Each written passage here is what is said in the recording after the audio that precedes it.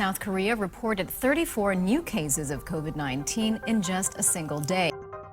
오늘은 최근 뜨거운 이슈인 이태원 나이트클럽 집단 감염에 대해 얘기를 해볼 텐데요. 그동안 한국은 코로나 바이러스에 대한 대처로 해외 여러 외신들에게 찬사를 받아왔습니다. 하지만 최근 이태원 나이트클럽에서 집단 감염이 발생하자 그동안의 노력에 금이 간 것이 아니냐는 우려가 있는데요. 해외 유명 언론인 가디언지에서 이 사건에 대해 자세히 다뤘습니다. 그 내용을 한번 같이 보시죠.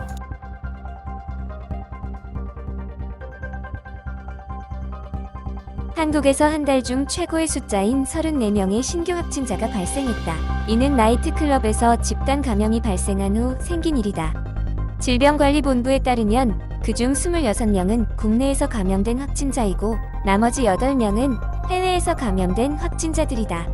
이것은 4월 9일 이후 최고의 수치이다.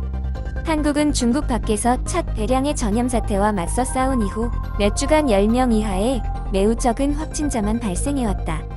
이 사건의 중심이 된 나이트클럽에 20대 후반의 남성 확진자가 양성 판정을 받기 전 방문한 후 발생했다. 질병관리본부는 이 사람과 관련된 최소한 15명의 사람들을 추적했다. 하지만 그들은 얼마나 더 많은 사람들이 관련되어 있는지에 대해서는 알려주지 않았다. 이 사태 이후 서울시는 즉시 서울의 모든 유흥업소들의 임시 영업 중단을 명령했다. 서울시는 이 클럽에 방문한 1,500명의 사람들을 추적했고 누구라도 이 클럽을 방문한 적이 있다면 스스로 14일간 자가격리를 할 것을 당부했다. 이 사태는 한국이 사회적 거리두기를 완화한 후 발생했다.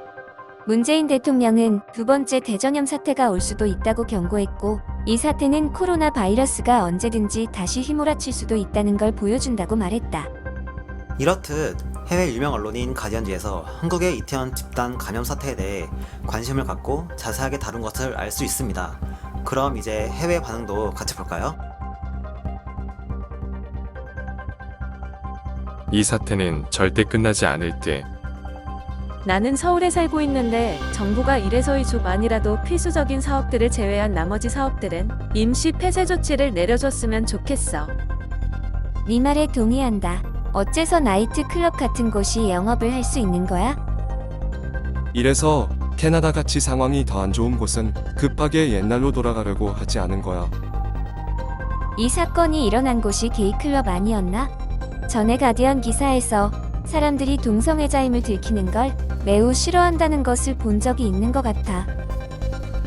이래서 스웨덴의 방식이 옳은 거야. 이 바이러스는 우리가 이길 수 없어. 병원을 붐비지 않게 하고 나이 많은 사람들을 보호해야 해. 그럼 이 봉쇄는 영원히 지속되는 거야? 현재 경제 상황을 봐. 우리가 이 상황을 타개할 수 있을 것 같지 않아.